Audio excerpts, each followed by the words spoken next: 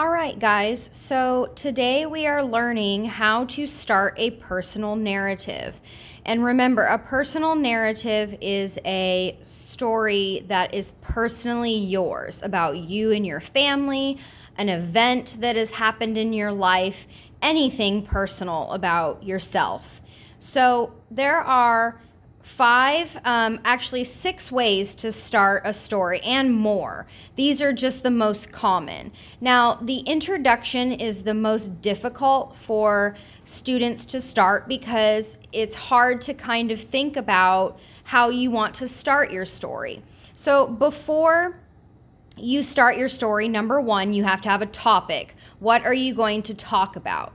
And then, as you can see, there are six, I keep saying five.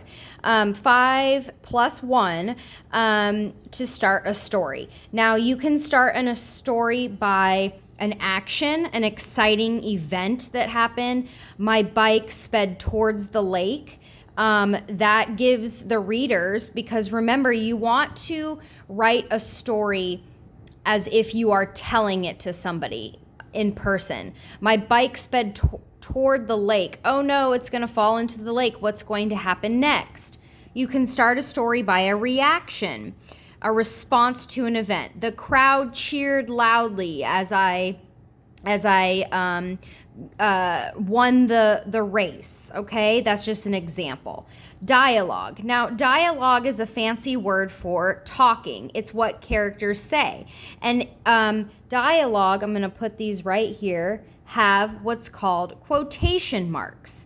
Anytime you read a story, if they have quotation marks, that means that the character is speaking. Okay? You can start off a story by telling the setting, the time and place of a story. So, the ocean sparkled under the summer sun. That tells the readers that the setting is at the ocean, so they know they can picture it in their head where you are. You can start a story by a glimpse of a character, so a character trait.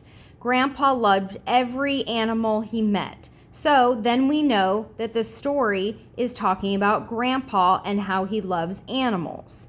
Or you can make a combination of things, and that goes with all of these. You can make a combination, two or more ways. You can do an action and a reaction. The ball sailed toward the goal, and we all held our breath. And then you could say the crowd cheered.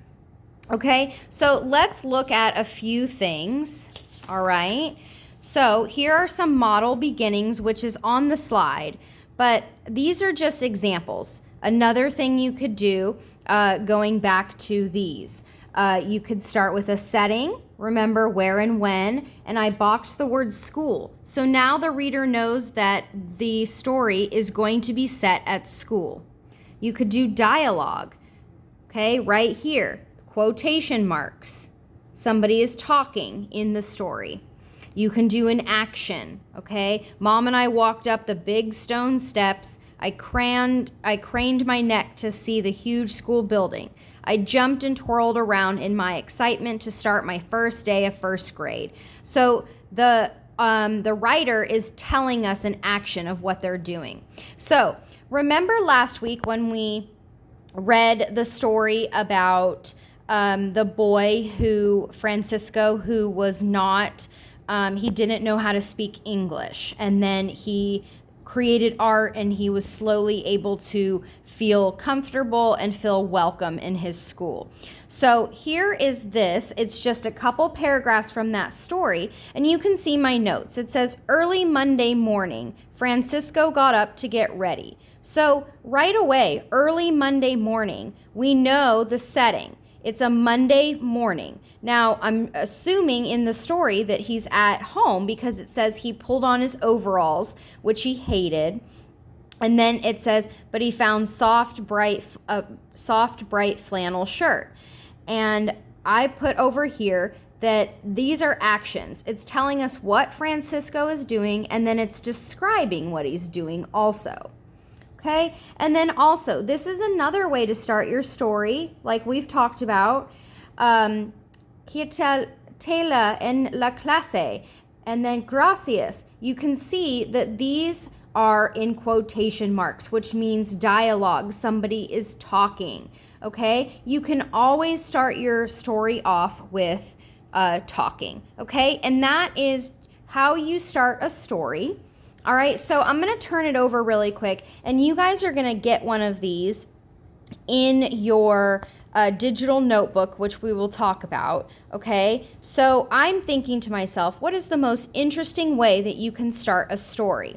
And my topic is the day that I went paddleboarding at the lake with my friends. Okay, well, so far, who are my characters? Well, there's me and my friends. And I can list my friends. If there were a few, I could put their names. Okay, and so far right now, I have the setting. I was at Lake Grapevine, all right? And then I'm gonna go into how the story started, the events, and this is where your beginning, middle, and end comes in. Was there a conflict? Was there a problem? Did somebody fall off of their paddleboard? Maybe I did. And then the events that lead to the conclusion. Okay, so we're going to talk about this more. I just wanted to show you what you can do to begin a story and then how we are going to start our planning. Okay? All right, guys. Thanks.